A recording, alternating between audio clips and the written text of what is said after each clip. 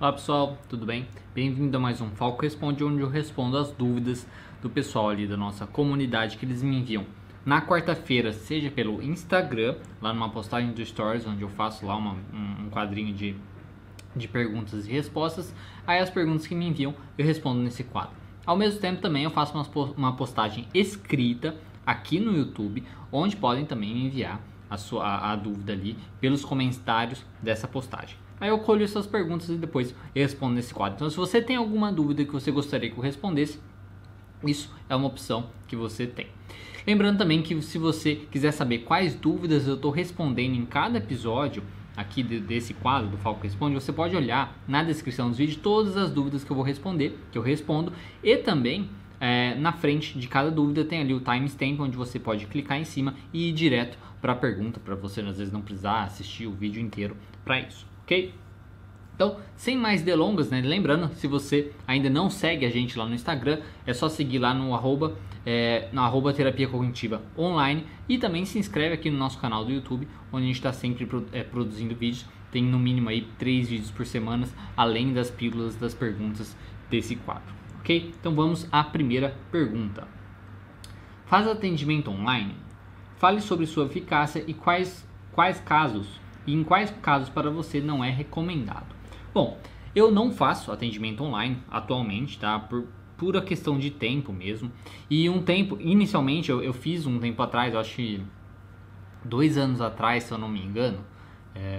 Eu acho que já 1 ano e meio, 2 anos atrás, eu fiz um tempo atendimento online, mas não me adaptei, né? Não me adaptei na época, porque até estava indo relativamente ok assim, mas eu percebi que algumas pessoas não tava dando muita liga, não tava dando muito certo. Não sei se é pelo meu jeito de atender, tá? Pelo meu jeito de ser, meu jeito profissional e tal. É uma coisa que isso prejudicou, eu percebi que prejudicava um pouco o atendimento. No caso, a outra pessoa, né, que estava ali do outro lado, o paciente, o cliente, não se identificava tanto assim com o meu modo de trabalhar como eu consigo ter, como uma pessoa consegue se identificar quando eu trabalho aqui na clínica, tá? Então, pra mim, não foi uma experiência bacana, então eu cessei, parei de atender por conta disso, e hoje, né, eu não tentei novamente por falta de tempo mesmo, fica muito mais difícil, né, de fazer isso pela falta do tempo, mas eu pretendo fazer futuramente. Agora, falando sobre quando eu acho que não é recomendado. Eu acho que não é recomendado em casos sérios, né? O que são casos sérios? Né? Esquizofrenia, bipolaridade, transtornos de personalidade, depressão severa também, coisas assim, né? Coisas muito sérias, casos onde pode ter ideações suicidas e por aí vai. Esse é o primeiro ponto aí. Eu acho que esses casos não são recomendados de jeito nenhum, porque precisa ter um apoio um pouco maior. Outros casos que eu também acho que talvez não que não sejam recomendados, mas que talvez pode ajudar na realidade ser o tratamento ali pessoalmente, muitos casos, por exemplo, de ansiedade, né? E também em alguns casos depressivos, né? Por quê? Porque tanto na ansiedade quanto na depressão, um comportamento muito comum é da pessoa, por exemplo, na depressão, querer ficar isolada, sozinha, em casa, trancada no quarto, e da ansiedade, evitar as situações, né? Evitar sair de casa, evitar fazer as coisas. E tendo esse processo onde ela tem que sair, onde ela tem que fazer as coisas, né, ela não pode evitar, pode ajudar no processo terapêutico. Então, nesses casos, a parte aí presencial eu acho que é muito importante e pode ajudar bastante. Mas é importante saber, tem até, se eu não me engano, eu acho que eu tenho um vídeo que eu falei um pouco sobre isso já, sobre isso, essa questão da diferença do atendimento online com o atendimento presencial. Eu acho que tem uma pergunta que eu respondi falando sobre isso já. Você pode dar uma olhada aqui no canal. Mas sim, né? Então eu acho que funciona, eu acho que é eficaz e tal, mas não é para todo mundo, não é para todos os casos, né? A gente tem que avaliar muito bem isso. Então, para muita gente é bom, para outras pessoas não. Principalmente assim, pessoas que, sei lá, na sua cidade, vamos supor, terapia cognitivo comportamental, correto? Não são em todas as cidades que a pessoa pode encontrar isso. Então, ela pode ir lá e não ter com quem atender. Então, se ela acessar isso online, fazer isso online, né, ela pode ter o acesso a esse tipo de terapia sem precisar se deslocar muito, né, ir para uma cidade longe ou ficar sem atendimento. Então, nesses casos onde a pessoa ficaria sem atendimento, no caso é melhor fazer online, né? Tanto é por isso que eu até montei lá o site, o nosso banco de dados, né? Que eu montei para justamente quem trabalha com terapia cognitivo comportamental poder me enviar os dados para eu deixar lá em aberto para as pessoas, né, poderem acessar e buscarem terapeutas mais próximos das suas áreas e tal, ou terapeutas que trabalham com terapia cognitiva online, com terapia cognitivo comportamental online, né, e fazem esse atendimento para a pessoa poder encontrar, ok? Então, mas respondendo sua pergunta é basicamente isso. Então, eu não faço atualmente, pretendo fazer no futuro, mas atualmente não estou com tempo mesmo para fazer isso. E sobre eficácia, eu acho que é eficaz, mas não acho que é para todos os casos, e principalmente em casos mais graves, eu acho que é muito importante ser presencialmente, ok? Próxima pergunta, deixa eu só aumentar aqui. Próxima pergunta.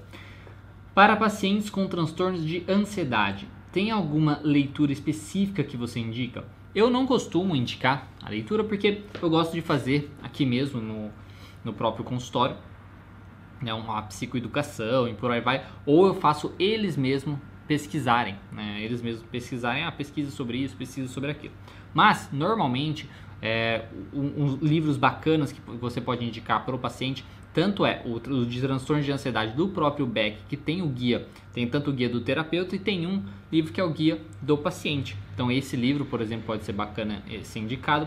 O Mente Vencendo o Humor também é um livro que você pode indicar. Como eu já disse, isso às vezes eu faço sim, de separar alguns capítulos do livro, principalmente da Mente Vencendo o Humor, e falar para o paciente ler, né? Então isso ajuda ele a entender um pouco mais da terapia cognitiva, entender um pouco mais da ansiedade, das suas emoções e por aí vai, pode ajudar também. E também tem o livro do Bernard Ranger, né, que é o Vencendo o Pânico, que tem também o manual do terapeuta e tem o manual do cliente. Esse também é um que você pode indicar aí para o paciente passar, para ele poder entender mais um pouquinho sobre o pânico e dando algumas dicas também de como ele pode vencer e como pode ajudar aí na própria terapia a vencer esse mal, né, do pânico, da síndrome do pânico, transtorno de pânico. Okay? Então, assim, como eu disse, não costumo indicar, tá? Porque eu gosto de fazer ali mesmo, ou falar para os pacientes fazerem pesquisas, mas muitos profissionais fazem isso e indicam esses livros principalmente, né? Seja do guia o guia do cliente, né? Dos transtornos de ansiedade, ou vencendo o pânico também, do Ranger, que também tem o manual do cliente, ou a Mente Vencendo o Humor também pode ajudar, é muito bacana, muita gente usa isso. O que eu mais uso, quando eu uso isso, não costumo fazer, mas quando eu uso, é o da Mente Vencendo o Humor, porque também é o livro que eu tenho. Porque o do transtorno de ansiedade eu tenho só o guia do terapeuta, e o Vencendo o Pânico eu também só tenho o do terapeuta, não tenho o do pânico. Então eu utilizo isso para fazer ali no próprio consultório uma psicoeducação, um trabalho em cima daquilo, certo? Mas é muito bom esse tipo de intervenção de trabalho. Próxima pergunta. O que fazer com a resistência do cliente à exposição gradativa da situação temida?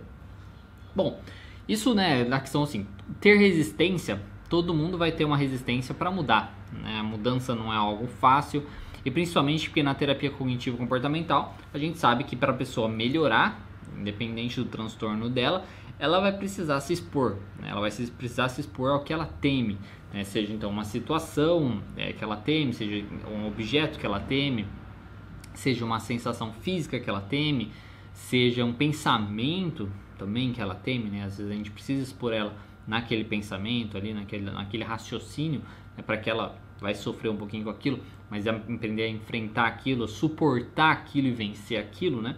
Então, assim, vai ser difícil de qualquer jeito, né? Essa resistência inicial vai ter.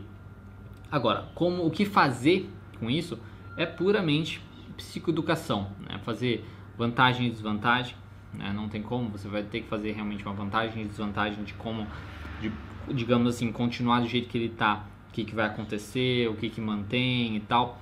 Se ele, vantagem e desvantagem de mudar o comportamento dele, o que vai fazer também, o porquê que vai ser benéfico, o que vai ajudar, coisas assim, para que ele se sinta um pouco mais motivado para isso. E lembrando assim, né, que como a gente está falando da exposição gradativa, né, numa questão de hierarquia, é começar do mínimo mesmo, né, uma coisa que não vai mostrar isso para ele mesmo, né, falar para ele, olha, a gente vai começar por uma coisa bem leve, que você se incomoda, mas que não é tão sério assim, então você comece bem devagar. E se mesmo assim, no que é mínimo, né, numa coisa que lá na sua escadinha que você montou com o seu paciente, mesmo assim no primeiro, ele ainda acha que vai sofrer demais fazendo isso, diminua mais, né? Tenta buscar outra coisa um pouco mais tranquila para ser feito, né? E você pode às vezes acrescentar itens nisso. Vamos supor que o mais leve para ele seja ir na padaria, ir na padaria fazer uma pergunta. Vamos supor que isso seja o mais leve, que você conseguiu chegar, só que para ele é muito difícil isso também, e ele, né, não consegue fazer isso e tal. Você pode acrescentar outras coisas para talvez trazer um pouquinho de segurança. Pode funcionar um pouquinho como comportamento de segurança, mas depois você vai tirar isso, pelo menos inicialmente. Então, por exemplo, você pode ir junto com o paciente, tá? Terapeutas comportamentais ou cognitivo-comportamentais podem fazer isso, né, de você ir junto com o paciente inicialmente, você ficar ali do lado. Você pode ir mostrar para ele como fazer. Então você pode ir acrescentando coisas, né? Você pode começar a exposição no próprio consultório, né? Na própria sessão, né? Fazer um roleplay ali da situação, como seria, fazer uma questão da imaginação, né? Fazer ele fechar os olhos, se colocar naquela situação. Aquilo também pode trazer as emoções que você está buscando, tudo mais. Então você pode pensar em coisas que sejam menos, que ainda causam um incômodo nele, mas que sejam um pouco menos, tá? Então basicamente isso, é a psicoeducação mesmo, focar na ideia da vantagem e desvantagem de continuar como ele está, vantagem e desvantagem de mudar, entender que vai manter o transtorno dele, entender por que ele está ali, e também buscar ali menos, talvez menos do menos, né? Tipo, ir acrescentando coisas, colocar ele em situações que mesmo que incomodem, mas que você pode modificar um pouquinho para incomodar um pouco menos e poder ajudar. Eu sei que é difícil, tá? Mas é a única coisa que tem que fazer, né? Porque não tem jeito, não tem como você forçar o paciente a fazer aquilo.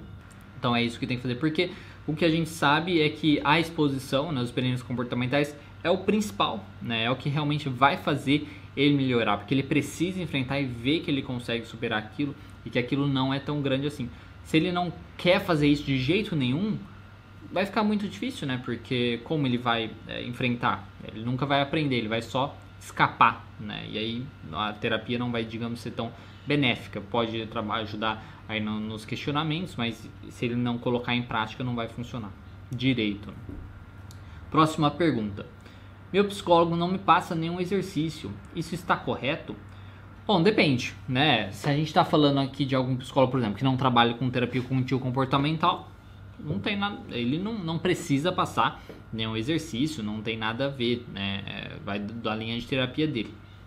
Se a gente está falando de alguém que trabalha na linha cognitivo-comportamental, também vai depender do motivo que você está lá na terapia, né? Do que você concordou com ele, do que ele explicou o seu modo de tratamento, tá? Porque assim, independente da gente ter as terapias, né, as teorias, né, digamos assim, seja psicanálise, seja terapia cognitivo-comportamental, psicodrama, enfim, muitos profissionais desenvolvem seu próprio método, né, o seu próprio jeito de atuar, o seu próprio jeito de trabalhar. Então eles podem usar como base aquela linha, mas na hora da prática fazer um pouco diferente, tá? Então assim, não é uma coisa, ai meu Deus, isso é terrível, ele está sendo antiético, ele está sendo... Não tem nada a ver, tá? Então assim, se está correto ou não, isso não existe, tá?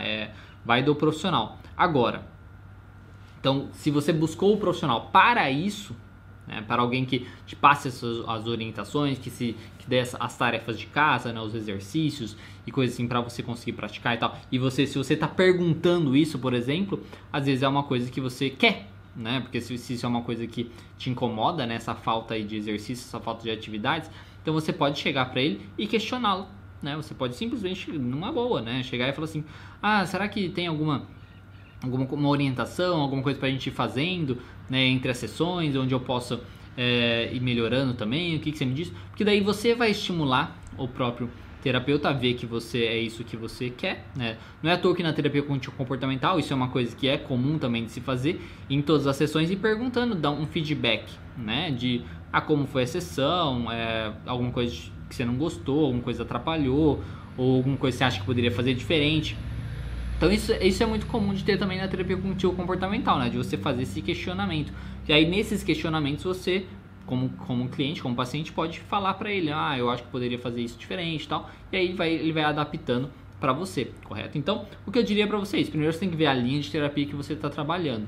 tá? Porque se for uma linha bem diferente aí, psicanálise, por exemplo, talvez não vai ter isso mesmo, né? Agora, se você está falando de um profissional comportamental, terapeuta cognitivo comportamental, ele pode sim te passar orientações, te passar exercícios. Isso não quer dizer que é errado ou não se ele não te passar, tá? Ele pode seguir a linha, mas às vezes a prática dele é um pouco diferente, ok? Mas você pode, se você tem esse interesse, conversar com ele sobre isso. Falar assim, eu gostaria de uma coisa um pouco mais ativa, gostaria que você me orientasse mais, eu gostaria que você visse coisas que eu pudesse fazer durante a semana para melhorar. Então você tem toda essa liberdade para fazer isso, ok? Como trabalhar, próxima pergunta, né? Como trabalhar os esquemas do paciente? Bom, se você está falando dos esquemas de terapia dos esquemas, né? Eu não sei, porque eu não trabalho com terapias dos esquemas, tá? Se você está falando dos esquemas que seriam desamor, desamparo e desvalor, que é o que a gente da terapia cognitivo comportamental fala que são, digamos assim, são clusters, né, assim, onde você, dentro desses esquemas se encontram as crenças, né, as crenças nucleares do paciente. Como trabalhar é como a gente trabalha com as crenças, né? Então, a gente vai trabalhando com os pensamentos automáticos aí disfuncionais, né, do paciente, durante as sessões, entre as sessões, com as atividades, com os exercícios, com os experimentos comportamentais, com as exposições, a gente vai trabalhando aí em cima dos pensamentos disfuncionais. Conforme esses pensamentos disfuncionais vão ficando mais, digamos, flexibilizados, né, mais fáceis aí de a gente conseguir responder eles, aceitar eles, deixar eles passarem sem causar tanto incômodo na gente, automaticamente as crenças vão ficando mais fracas também, né? Vão ficando um pouco mais, realmente mais fracas, e aí você consegue focar em crenças mais funcionais, em melhores crenças que você tá disposto, que você quer focar. E aí quando você vai fazendo isso, aí esses esquemas também, automaticamente eles são trabalhados, porque as crenças estão dentro dos esquemas. Então, como eu disse, se são esses esquemas que você está falando, de desamparo, desamor e desvalor, é dessa maneira que a gente, digamos, trabalha, né, em cima desses esquemas. Se você está falando da terapia, da teoria dos esquemas, eu não trabalho com terapia dos esquemas, com teoria dos esquemas, eu sou puramente terapia cognitivo-comportamental de Beck e junto um pouco de mindfulness, né, que é da aceitação, que são coisas da terceira onda. Da terceira onda eu uso isso, dessa parte do mindfulness, de aceitação, tal, que eu acho muito bacana, eu acho muito válido, eu acho legal. Agora, terapia dos esquemas não trabalho, não saberia responder isso. Próxima pergunta. Pode falar como a TCC lida com o relato de sonhos, caso o paciente comente na sessão? Bom, isso eu não sei se existe, porque eu nunca pesquisei sobre isso. Não sei se existe, aliás, na verdade já pesquisei sobre isso e não consegui achar quando eu pesquisei. Eu não sei se existe alguma coisa específica falando assim, como a terapia cognitiva enxerga os sonhos, como a terapia blá blá blá. No meu ver, e como eu também já usei no consultório que eu faço, como a gente faz isso da questão dos sonhos, é primeiramente às vezes entender mesmo o significado daquele sonho para o paciente, né? Então, às vezes entender, e uma coisa que fica mais fácil da gente entender, por exemplo, é o emocional do paciente daquilo, né? Se é uma coisa mais primeiro, por exemplo, mais para o medo, se é uma coisa mais para desejos, né? Porque sonhos basicamente são coisas que a gente vai vendo ali no nosso dia a dia, juntando com memórias que a gente tem e que juntam com coisas de medo ou desejo, né? Então, vontades que você tem, desejos que você tem, ou medos que você tem, né? Medo que aconteça isso, medo que aconteça aquilo, ou medo de algum objeto, de alguma coisa assim, ou de uma pessoa, né? E isso junta aí um aranhado todo ali, e isso dá os nossos sonhos, né? Então, o que eu trabalho normalmente quando eu trabalho em cima com os sonhos do paciente é primeiramente isso, né? Entender o motivo, digamos assim, o porquê que ele teve aquele sonho, né? Isso é o principal que a gente deveria chegar, né? Mas entender, então, inicialmente, a emoção dele, se aquilo pode ser mais um desejo, se aquilo pode ser um medo, os personagens que estão envolvidos naquilo, o que aquilo significaria para o paciente ou poderia significar para ele, né? Isso tudo através do que ele falar para a gente, né? Então, as interpretações dele mesmo, daquele sonho, buscando entender o que aquilo poderia significar, como ele se sentiu naquilo, né? E se ele se sentiu dessa maneira, por que talvez ele se sentiu dessa maneira? Isso aí a gente talvez entenderia, né? Isso que a gente consegue entender o motivo daquilo, né? Então, por exemplo, um paciente pode sonhar muito com o pai, né? Sonha muito com o pai fazendo tal coisa e tal, e lembra tal, e sofre com aquilo. Ele pode, no trabalho ali, falar assim, nossa, eu sofro muito com isso porque eu lembro do meu pai que sempre fez isso e tal, eu sinto uma raiva, na verdade, dele, mas ao mesmo tempo eu sinto medo de perder ele. Então isso pode levar a alguma coisa nesse sentido, né? Dele entender o porquê ele tá tendo aquele sonho. Daí ele vai lembrar, por exemplo, é porque eu ouvi que o meu pai tá mal, tá doente, sei lá. Aí ele pode identificar no presente, né, na sua realidade, o porquê ele está tendo aquele sonho também, porque ele teve aquele sonho. E aí você buscar alguma estratégia para você lidar com isso, para ele lidar com isso.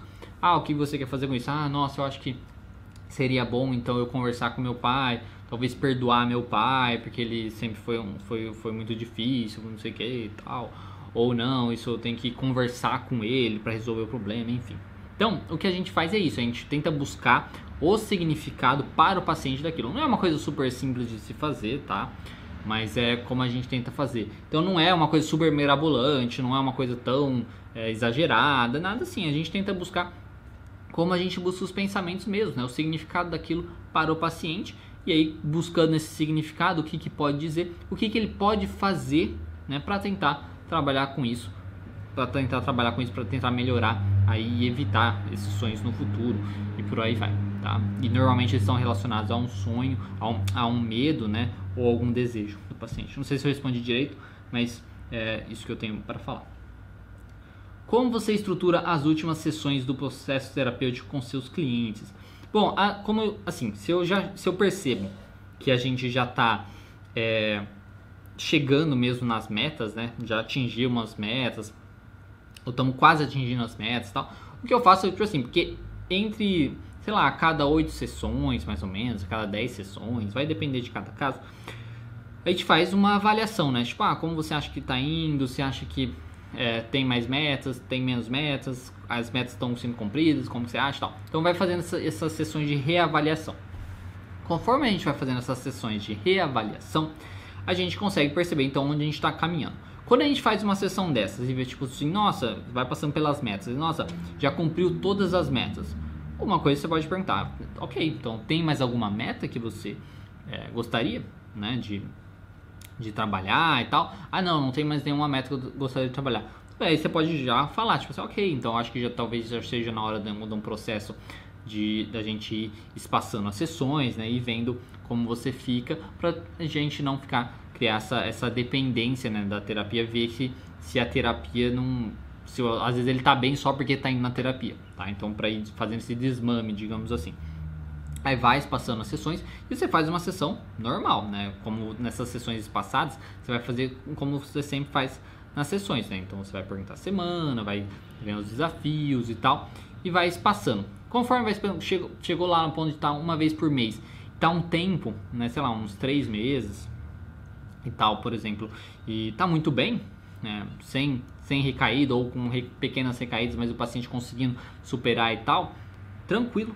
Aí o que você faz? Aí você faz uma reavaliação no sentido assim, dele mostrar para ele assim, quais eram as crenças dele, quais são as crenças dele atuais, né? Você vai questionando isso, né? Claro, com o paciente e mostrando o que foi então que ele aprendeu. Ele precisa expressar isso de alguma maneira, seja escrevendo ou seja falando, mas também escrevendo é muito bom para ele ter gravado. Quais são as estratégias, né? O que ele aprendeu, as estratégias que ele usou para ter tido essa memória, para ter essa melhora, para alcançar isso. Por que ele precisa fazer isso? Isso funciona como uma espécie de prevenção de recaída. Para quê? Para que se acontecer alguma coisa parecida, ele lembre, não, calma aí, se eu fizer essa estratégia, se eu fizer isso, eu vou me ajudar, eu vou melhorar e tal. Então, ele ter ali, entender, ele precisa entender, precisa compreender como ele melhorou, né? Como ele melhorou, por que ele melhorou. Porque se ele melhora e não sabe por que ele melhorou, fica uma coisa muito no ar, assim que aí fica muito mais fácil dele piorar novamente e não conseguir melhorar. Então ele precisa entender como ele melhorou, o que ele fez para melhorar. Então isso é um processo que a gente faz. Né? E aí na questão de prevenção de recaída também, novamente, o que a gente faz é pensar em estratégias, né? Pensar em possíveis coisas que possam acontecer, né? Então, possíveis coisas que possam acontecer e o que ele pode fazer diferente caso essas coisas aconteçam, né? Então, você vai pensar e tentar fazer uma previsão assim, de possíveis coisas que podem acontecer e o que ele pode fazer para tentar se ajudar nessas situações, tá? Então, é basicamente assim que são estruturadas essas sessões aí de desligamento. Aí você faz mais algumas outras sessões só para dar uma garantia aí e pronto, e segue em frente com a vida, né? E tudo bem. Então, basicamente, se a gente pensar assim, se a gente pensar na questão de estrutura, né? Tipo assim, como estruturar isso? Primeiro, ver se as metas estão cumpridas, se existem metas novas. Depois, se tiver tudo certo, não tem metas novas, estão todas as metas cumpridas e tal, você joga aí a ideia de ir fazendo esse desligamento, ok? Aí você, ok, o paciente aceitou, tá tudo certo, ok. Começa a espaçar as sessões então. Então começa as sessões quinzenais, aí vai indo. Aí você faz sessões normais nessas outras, né? Perguntando a semana e tal, desafios. Você vê que passou várias sessões, essas sessões quinzenais, e tá tudo ok, né? Ele conseguiu lidar muito bem com todos os problemas e tal nessas sessões. Espaça mais uma vez para mensalmente. Passou para mensalmente, faz a mesma coisa e tal. Quando vê que tá tudo ok, beleza. Aí o que você pode fazer é, você vai separar, aí entender quais eram os problemas, o que ele atingiu, o que ele melhorou, como ele conseguiu, e entender, fazer ele expressar isso, como ele melhorou, o que ele fez para melhorar, muito sim, e tenta prever possíveis problemas, né? Então vamos supor que porque assim, se ele chegou para terapia inicialmente por conta de um término de relacionamento, né, e aí melhorou e tal, ele aprendeu e tal, só que nesse processo todo terapêutico ele não terminou de novo um relacionamento, né? Então você pode prever, poxa, se acontecer de novo um término de relacionamento, o que você pode fazer? Então ver as estratégias aí que ele possa usar caso aconteça coisas parecidas de novo. Então é basicamente isso, ver como ele melhorou, a melhora dele, como ele melhorou, né, o que ele fez para melhorar, entender que ele fez aquilo para melhorar e possíveis coisas que possam acontecer de novo, como ele poderia lidar com essas coisas. Feito isso, aí tranquilo, já pode dispensar, ok? Então, próxima pergunta. Bom dia, gostaria de saber como a TCC trabalha com pacientes que se autossabotam demais. Mesmo sabendo que seu comportamento atual é nocivo, a pessoa cria mecanismos para continuar com esse comportamento. Como você lida com a autossabotagem e quais estratégias de enfrentamento para esses casos? Bom, primeiramente assim, né, esses casos, na realidade todos, se não quase todos, né, os pacientes possuem essa questão da autossabotagem. Na verdade, nem pacientes, todas as pessoas têm isso de autossabotagem. Por quê? Se você parar a pensar, todo mundo sabe alguma coisa na sua vida que ele poderia fazer diferente para ter uma vida melhor, certo? Poderia fazer diferente de fazer mais aquilo, ou poderia fazer diferente de fazer menos alguma coisa para ter uma vida melhor, para uma vida mais saudável. E todo mundo, como todo mundo tem isso, todo mundo sabe as suas desculpas também, né? Ah, mas eu tava cansado. Ah, mas ainda já é fim de semana. Ah, mas não sei o que lá. Enfim, todo mundo tem as suas desculpas. E essas desculpas é basicamente uma autossabotagem, né? É um comportamento que a gente tem aí para manter a gente no problema, né? Que a gente fala. Mantenedores, são comportamentos mantenedores, né? Que mantém a gente no problema com os pensamentos e sofrendo com isso, tá? Então, primeiramente é isso, tá? Esses casos específicos, quando se fala assim, esses casos, não são algumas pessoas que têm autossabotagem. Na realidade, todo mundo se autossabota, porque todo mundo sabe de comportamentos que eles poderiam ter diferentes para serem melhor, ou tanto de fazer mais comportamentos ou de deixar de ter alguns comportamentos. E como lidar com isso? Primeiramente, você precisa entender qual comportamento que é esse de autossabotagem que você tem. Como eu disse, por exemplo, esses pensamentos. Então, se você, vamos supor, tá fazendo uma dieta, né? Tá fazendo uma dieta, come, foge da dieta ali num momento sem querer, né? Então, sem querer, e aí você vem um pensamento.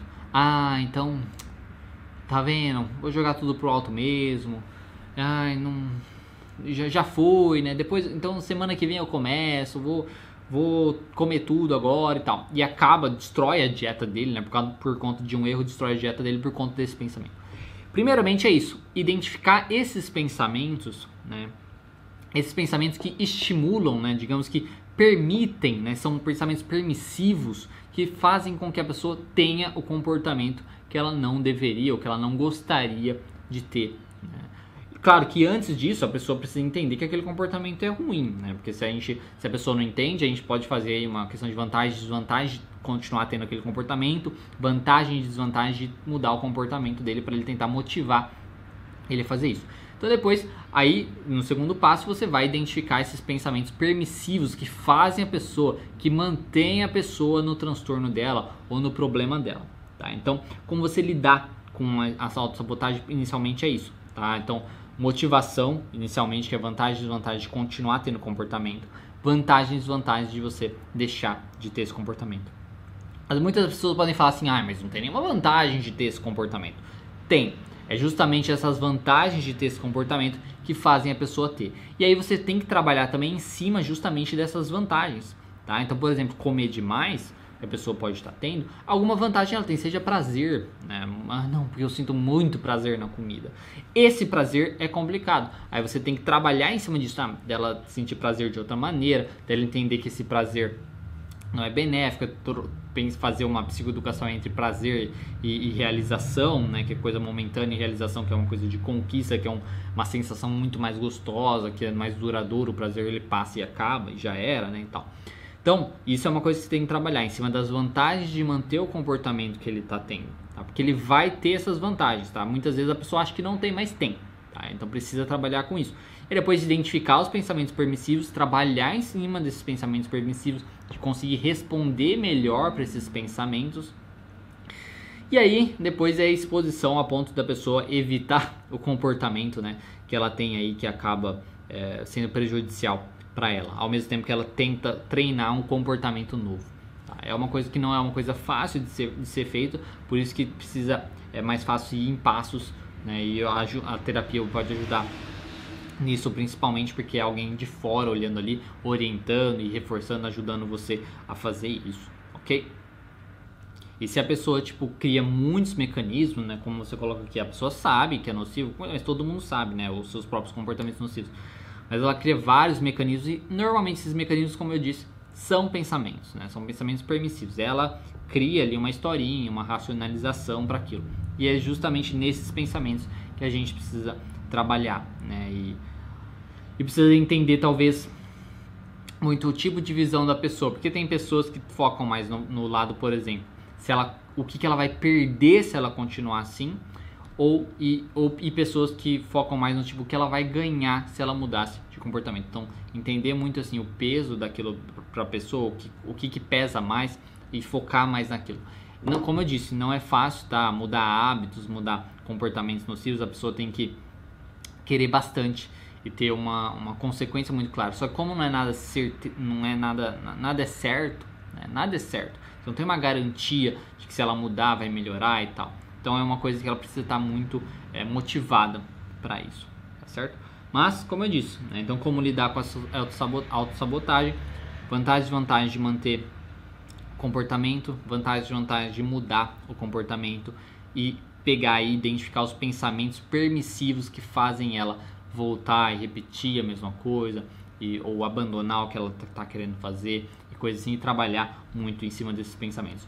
E aí depois que faz todo esse processo, você começar a diminuir mesmo o comportamento, às vezes expor a pessoa em alguma coisa. Vamos supor, voltando a falar a questão de doce, né? Por exemplo, uma pessoa que come muito doce, aí depois de fazer tudo isso, expor ela, por exemplo, realmente a eventos sociais, né, que tem doce e tal, ou ela comprar um doce e tal e forçar a ter um comportamento diferente, tá? Depois de feito todo o processo aí cognitivo, aí conforme ela vai conseguindo superar, ela vai ficando mais forte, vai ficando mais fácil de superar. E aí precisa entender também que às vezes recaídas vão acontecer, né, mas que isso não é só porque, vamos por aí, ela comeu demais em um dia, então abandonar tudo. Não. Se ela abandonar tudo, aí que vai piorar, né? Aí que é ruim. Aconteceu um erro, não pode eliminar aí 10 acertos, tá? Isso é uma coisa que a pessoa precisa entender também, certo? Espero ter respondido a sua dúvida. Próxima pergunta. Como trabalhar a dificuldade de compreender pistas sociais de uma pessoa diagnosticada com deficiência intelectual? Bom, essa questão de pistas sociais, né? Porque assim, seja a pessoa com deficiência intelectual, né, ou não, né? Muita gente às vezes não tem deficiência intelectual, né, e tem dificuldade de ver pistas sociais. Por exemplo, se a gente está falando aí de uma pessoa depressiva, se a gente está falando de uma pessoa ansiosa e por aí vai, essas pessoas têm muita dificuldade de ver as pistas sociais, né? Por quê? Porque elas exageram, né? Todos os estímulos, né, as sugestões que eles percebem das pessoas são exageradas, né? A pessoa olhou de um jeito estranho, ai meu Deus, a pessoa está me julgando, ai, tá achando que eu sou burro, tá achando que blá blá, ou tipo, ai não, fulano não gosta de mim, olha só como ele olhou pra mim e tal.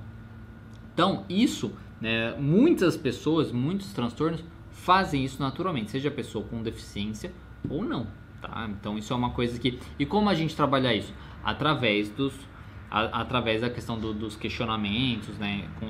Do questionamento socrático mesmo, né? Em cima daquilo, das distorções cognitivas, dos exageros e tal.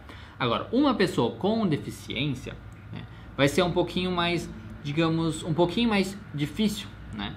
Eu acho que seria mais fácil fazer como? Fazer roleplays, né? Fazer roleplays mesmo na própria sessão, onde você, como terapeuta, né? Você como terapeuta tenta fazer o papel da outra pessoa, fazendo esses sinais, fazendo essas pistas e vendo se o seu paciente, vendo se o seu cliente consegue identificar isso. Aí você vai treinando ele. Você pode também fazer o roleplay inverso, onde você pede para ele expressar, então assim, mas sem você saber, digamos assim, o que ele está querendo expressar, né? Falando para que ele se expresse, né? Tipo assim, tenta fazer alguma coisa como se você estivesse falando isso para mim, né? Com o olhar ou com gestos e tal. E aí o paciente faz aquilo e você tenta interpretar para ver se ele também consegue expressar isso. Por quê? Quando a gente consegue, nós mesmos conseguimos identificar na gente a nossa emoção, as nossas expressões, como faz, isso ajuda a gente a identificar no outro o que o outro está querendo dizer. Porque quando a gente fala, por exemplo, essa questão de expressões sociais, corporais e tal, não é muito diferente de uma pessoa para outra, né? Já foi visto, né, questões das emoções, por exemplo, elas são universais. E as expressões faciais também das emoções também são universais. Seja uma pessoa aqui no Brasil, seja uma pessoa lá na África, seja uma pessoa na Antártica, sei lá. Todo mundo tem as mesmas expressões, os mesmos jeitos, né, de determinadas emoções. Pode ser nome diferente, mas tem. Então, como é tudo universal, quando a gente consegue identificar as nossas emoções, o que a gente está expressando e como a gente está expressando, é mais fácil a gente identificar isso no outro. Então, esse é um trabalho que você poderia fazer com essa pessoa, né? Você poderia fazer o trabalho, como eu já disse, de você expressando as coisas e ir ajudando ele ali a entender, enxergar isso, ao mesmo tempo que você pode fazer o trabalho dele expressar, dele conseguir identificar suas emoções, ele conseguir expressar suas emoções e você interpretar o que ele está querendo dizer. E aí ele vai conseguindo ver como as pessoas são, né? E vocês podem relacionar, tipo, como você se expressa assim, eu me expresso assim, isso é o equivalente e tal. Isso é uma sugestão, tá? Como eu nunca trabalhei com pessoas assim, nunca vi nenhum material sobre isso, não saberia dizer que é exatamente assim que eu faria e tal, porque às vezes pode ter outras, digamos, não sei, algumas outras estratégias específicas para isso. Mas pensando assim, no caso, dando uma olhada rápida, né, no que você está falando, eu acho que seria isso que eu trabalharia, tá? Eu acho que o roleplay seria de extrema importância, né? Às vezes você pode aprender, sei lá, pegar vídeos, né? Pegar vídeos da internet, pegar imagens e trabalhar com ele isso, né? Olha, o que essa pessoa tá querendo expressar, o que essa pessoa parece que está querendo expressar e por aí vai. Você pode ir treinando essas habilidades como se fosse com uma criança, né? Treinando habilidades como uma criança. Você pode usar, por exemplo, os baralhos das emoções e por aí vai, como usa muito com criança, pode ajudar às vezes nesse caso, tá certo? Espero ter respondido a sua dúvida. E a última dúvida de hoje. Bom dia, namoro e percebo que tenho muitos ciúmes de tudo. Na verdade, acabo sofrendo muito. Pode ser um transtorno? Insegurança? Ouço seus vídeos e acabo me incentivando com eles. Aguardo uma resposta. Obrigada. Bom, essa questão de ser um transtorno, né? Se pode ser um transtorno? Não sei se pode ser um transtorno, né? Talvez seja uma pessoa mais ansiosa e tal. Pode ser, mas não acho que isso é tão relevante. Insegurança, com certeza, né? Porque quando a gente fala de ciúmes, na maioria, se não for assim 100% das vezes, é insegurança, né? A insegurança é uma coisa terrível, né? Quando as pessoas têm ciúmes normalmente, né? As pessoas costumam ter ciúmes quando, vamos supor, aquela pessoa que é muito safada, né? Muito safada, fica com um monte de gente e tal, e traindo, eu falo assim, né? O namorado, a namorada. Essa pessoa, ela tem a ideia de, tipo, ela sabe como o mundo funciona, né? É aquela coisa assim, não, eu sei que como essas mulheres são. Aí, por exemplo, essa pessoa às vezes fica com outra mulher que é casada, né, e tal.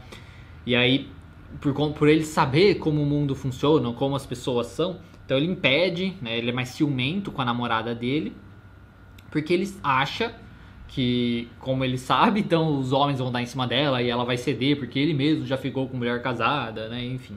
Então, normal, isso é uma coisa, né, que a pessoa às vezes pode ter. Aí é uma insegurança, digamos assim, de como o mundo funciona, né? Achar que o mundo é um lugar terrível, que as pessoas são assim, que a namorada dele, que a mulher dele vai ser, digamos, influenciada, né, pelo outro, que ela não tem uma firmeza e por aí vai, né?